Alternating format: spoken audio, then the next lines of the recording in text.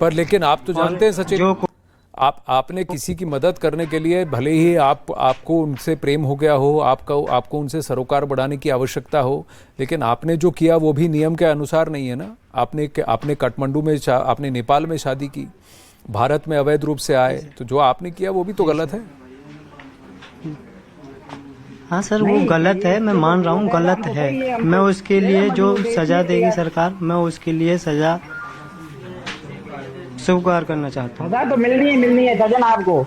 आपने मेरे 4 बच्चों को, मेरे घरवाली का जिंदगी दांव पे लगाया। आपको तो सरकार बड़ी से बड़ी सजा किराए में तो मेरा किराया है, मुझे मैं बैठा रहूंगा और जो है ना इसकी बीवी और इसके बच्चे, इसके पैसों से मैं जिंदगी साथ दिया। आई तो मैं एक बात बताइए गुलाम, एक बात बताइए। अभी आपका जो इंटरेस्ट है उससे मतलब है कि आपके बच्चे और आपकी जो, जिन्हें आप अपनी बीवी कहते हैं, उनकी जिंदगी से आपको कोई मतलब है कि नहीं? अगर वो एक फैसला ले रहे हैं कि वो आगे जाकर ऐसे जिंदगी जीना चाहते हैं, तो आप क्यों उन्हें रोक रहे हैं? मैं पूछ रहा हूँ। देखिए, रोकने का हक, देखिए गुलाम, रोकने का हक आपका है। मैं, अगर आप ये मानते हैं कि लीगली वो अभी भी आपकी वाइफ है, तो वो आपका कहना है। पर मैं आपसे पूछ रहा हूं कि जो महिला आपको छोड़कर आ गई, उसने अपना निर्णय बता दिया। उसने तो गांव नहीं, उसने शहर नहीं, उसने देश ही छोड़ दिया है। तो फिर भी आप क्यों जिद कर रहे हैं? मैं कह रहा हूं वो वापस भी आएंगी तो भी आपकी तो कभी होने नहीं वाली। आप मेरी बात सुनो। आज मुझे छोड़ के आए, कल ये सजन को छोड़ के कहीं और चला जाए, मेरे बच्चे किसके हवाले? ये तो रंग बदलता जाएगा ना। जब मेरे के लव मैरिज था, मोहब्बत था, इश्क था, अचानक ये बीच में सजन आ गया। अभी 6 महीना 3 महीना। अच्छा, अब आपने अपनी बात कही। अच्छा ठीक है, आप कह रहे हैं लव मैरिज था, मुझे पता है आपके और सीमा जी के बीच 4 बच्चे हुए। अब सीमा जी अपनी बात कहना चाहती है, सीमा जी को बोलने दीजिए। अच्छा सीमा जी बोलिए, अब आप क्या कहेंगी गुलाम को?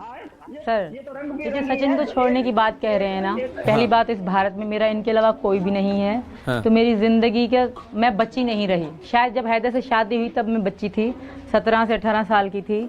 अब मैं बच्ची नहीं हूँ, अब मैं 27 साल की हूँ। अब सब भला बुरा समझ सकती हूँ। रही बात सचिन को छोड़ने की, तो ऐसा कभी होगा नहीं। और रही बात हैदर को छोड़, हैदर मेरे रिस्पेक्ट करते, मुझे इज्जत देते, मेरे बच्चों को इज्जत देते, या मुझे हर बात पे शक करना, लड़ाई करना, गाली गलौज करना नहीं करते, तो शायद मैं इनके बारे में सोचती और शायद मैं यहाँ तक नहीं आती। मेरे पापा मर जाने के बाद कोई भी ऐसा रिश्ता वहाँ नहीं था जिसके बारे में मैं सोचती कि हाँ ये मेरा कोई भी नहीं था। थे बच्चे, तो इन्होंने मेरे बच्चे एस्केप कर लिए, तो मैं यहाँ आ गई। पर एक बात बताइए सीमा जी। अच्छा सीमा जी, एक मिनट, गुलाम देखिए, रुके, तो मुझे यहाँ रहने दे। सीमा जी एक बात बताइए। आपने कहा, सचिन ने मुझे बताया कि पबजी में आप दोनों की बातचीत शुरू हुई 2020 के करीब, यानी करीब 2-3 साल से आप एक दूसरे को जानते थे।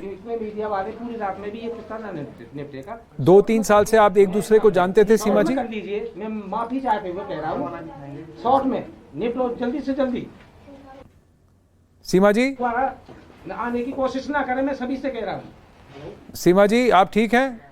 और शॉर्ट में ही कर लो, बहुत जल्दी से जल्दी। जी सर। हाँ, इतनी आपके आसपास कुछ हो रहा है जो आपका ध्यान भटक गया, आपका और सचिन का। तो मैं बस आपसे पूछ रहा हूँ कि आप 2020-21 से एक दूसरे को जानते थे।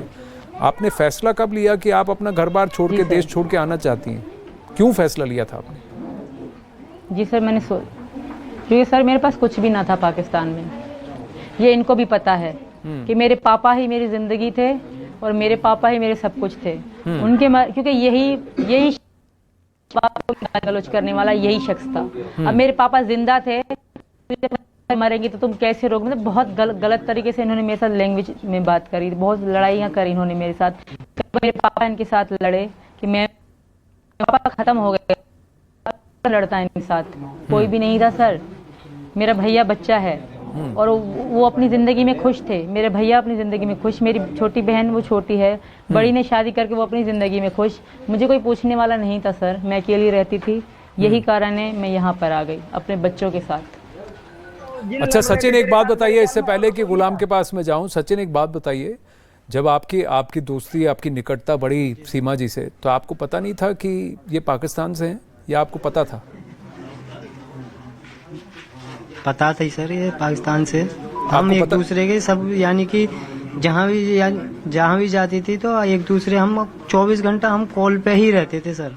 हमें हर बात की पता रहती थी। तो अब जब आप, ये कॉल का सिलसिला कब से था?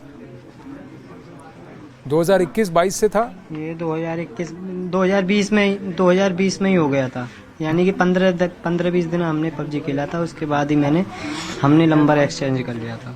तो आपको पता था कि ये शादीशुदा हैं, इनके शौहर वहाँ सऊदी में हैं और इनके बच्चे हैं। इन्होंने कब ये कहा कि जी सर, ये पाकिस्तान छोड़ के आना चाहती?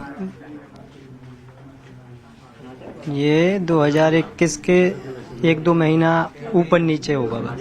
ये इन्होंने कहा कि आपने कहा, आपने इनको सुझाव दिया? हम दोनों का मन मिला सर।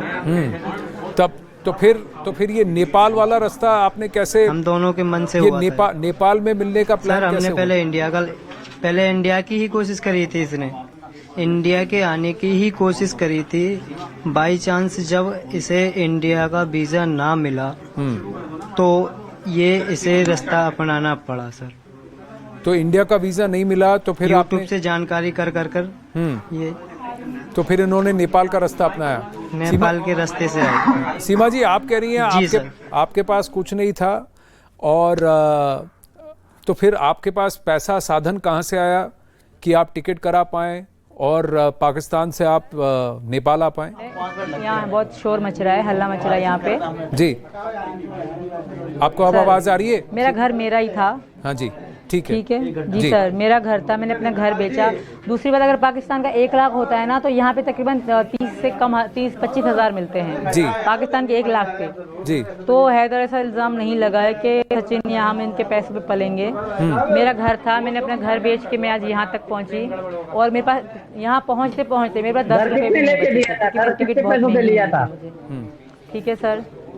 कब लिया था, अब कैसे लिया था? मैम, घर तो बिल्कुल मैंने सीमा के नाम बनवाया। अच्छा, तुमने दिए, चलो मानती हूँ तुमने दिए, तुम्हारा फर्ज था देना।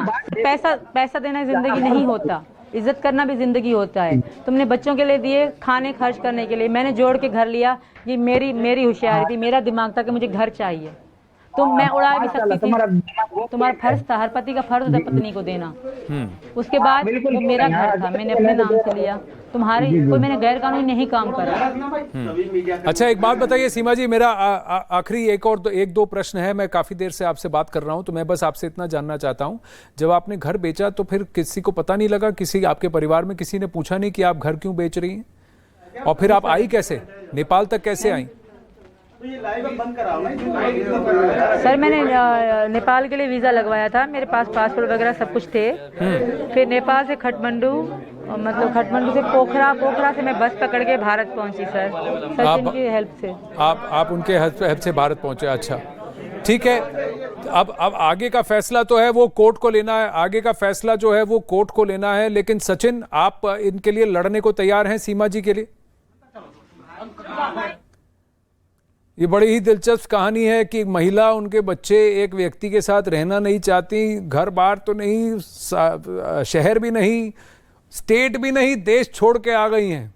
भारत में अवैध रूप से आई हैं ज़रूर, लेकिन आप कहती हैं कि मैं अब वापस नहीं जाऊंगी, यहीं पे रहूंगी। अगर आपको लगता है, कोर्ट को लगता है कि मैंने जो किया गलत किया, आप मुझे हिंदुस्तान में जेल में डाल दें, पर अगर मैं वापस पाकिस्तान गई तो मेरी बोटी बोटी काट देंगे। काला काली की बात की उन्होंने। ये एक प्रथा है वहाँ पर, कुप्रथा है जो चलती है उस बिरादरी में जिसका जिक्र इन्होंने किया है, उस इलाके में किया है। गुलाम हैदर का कहना है कि अभी भी वो मेरी बीवी है, मुझे ऐसे ही छोड़कर कैसे चली जाएंगी, उसे वापस पाकिस्तान आना पड़ेगा। सवाल ये उठता है, जब कोई आपके साथ नहीं रहना चाहता, छोड़कर चला गया, घर बार ही नहीं देश छोड़कर चला गया, आप फिर भी क्यों उसको पकड़ के रखें? आप भी छोड़ दें, आप भी ज़िंदगी में आगे बढ़ें, ये भी ज़िंदगी में आगे बढ़ें, जिसके जैसे कर्म वो भुगतेंगे। पर ये प्रश्न यहाँ रुकेगा नहीं और ये मसला यहाँ थमेगा नहीं। न्यूज़ 18 इंडिया पर एक अल्पविराम, बने रहिए।